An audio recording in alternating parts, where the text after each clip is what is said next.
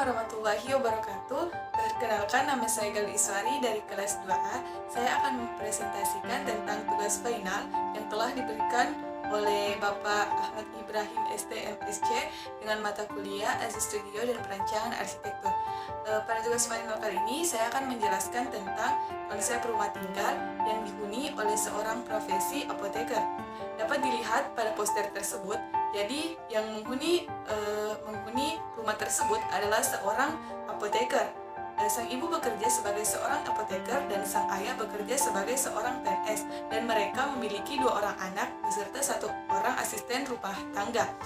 Lalu hobi sang ayah adalah untuk berkebun tanaman obat, sedangkan ibu mempunyai apotek sendiri di rumahnya. Baik, saya akan menjelaskan selanjutnya tentang analisa kebutuhan ruang. Dapat dijelaskan pada tabel di atas yang telah ada di poster.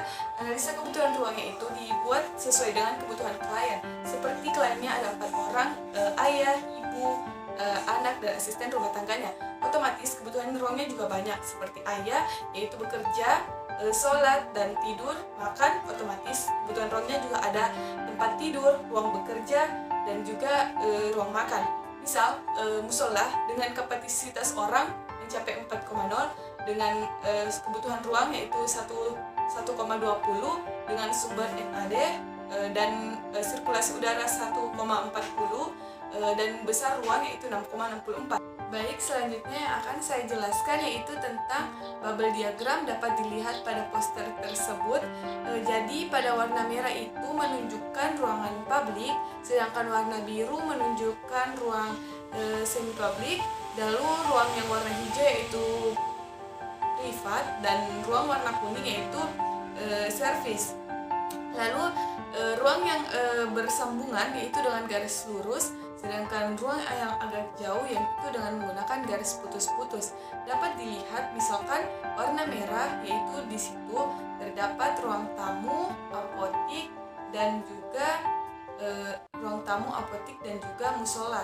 Jadi ruang itu bersifat umum. Baik, selanjutnya yang akan saya jelaskan yaitu tabel matriks hubungan ruang. Dapat dilihat ruangan-ruangan yang terdapat di rumah tersebut seperti ada musola, kamar tidur, kamar anak, ruang kerja, dan apotik. Terus simbolnya, apabila simbolnya berwarna hitam bulat berarti itu harus berhubungan ruangannya. Sedangkan yang bulat biasa dapat berhubungan, dan yang bintang akan lebih baik jika berhubungan. Terus yang kotak itu tidak dapat berhubungan. Yang dapat berhubungan itu contohnya seperti kamar tidur anak dan ruang kerja. Yang sangat bisa berhubungan itu seperti dapur dan ruang makan.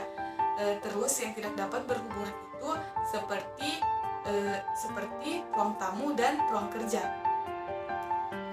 Baiklah, yang terakhir saya jelaskan pada poster pertama ini yaitu tentang konsep bentuk.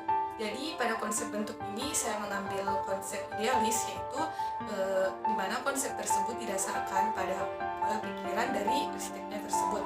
Lalu dapat dilihat pada poster tersebut bagaimana transformasi bentuknya dari bentuk tapaknya, lalu dibuatkan sebuah kotak, lalu disusun menjadi 2 bagian, lalu dapat dilihat pada gambarnya dan hasil akhirnya juga dapat dilihat menjadi transformasi bentuk seperti pada gambar tersebut.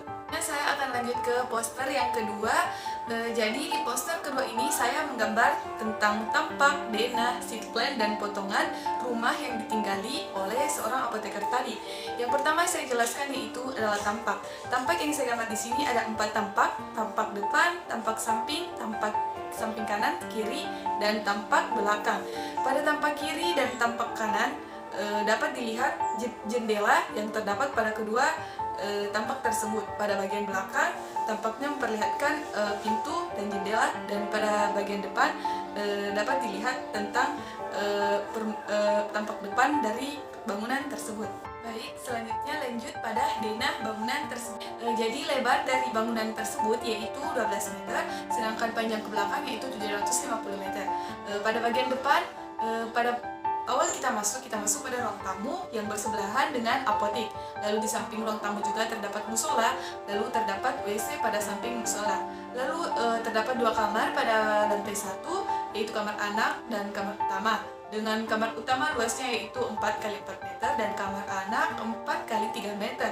Lanjut pada denah lantai 2, terdapat ruangan-ruangan yang bersifat pribadi yaitu seperti ruang santai. Di situ biasa tempat keluarga tersebut menonton acara TV, lalu terdapat kamar dan terdapat balkon. Lalu pada bangunan tersebut juga terdapat carport. Baik, selanjutnya yang akan saya jelaskan yaitu tentang potongan bangunan tersebut. Pada bagian atas, struktur atas penutupnya, saya menggunakan genteng sebagai penutup.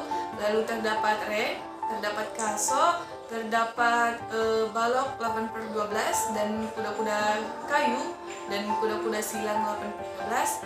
Lalu pada bagian struktur dinding saya menggunakan konstruksi batu bata. Lalu pada bagian pondasi saya menggunakan pondasi batu kali dan pondasi kur.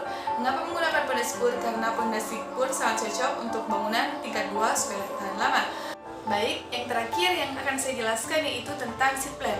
Dapat dilihat pada poster tersebut, seat plan tersebut posisi tapak berada di tengah-tengah. Di samping kiri tapak terdapat masjid yang pas berada di sebelahnya. Lalu di samping kanan terdapat rumah warga, di depannya juga terdapat rumah warga karena kebetulan tapak tersebut berada di suatu kompleks perumahan. Sedangkan di sampingnya terdapat warung untuk berbelanja.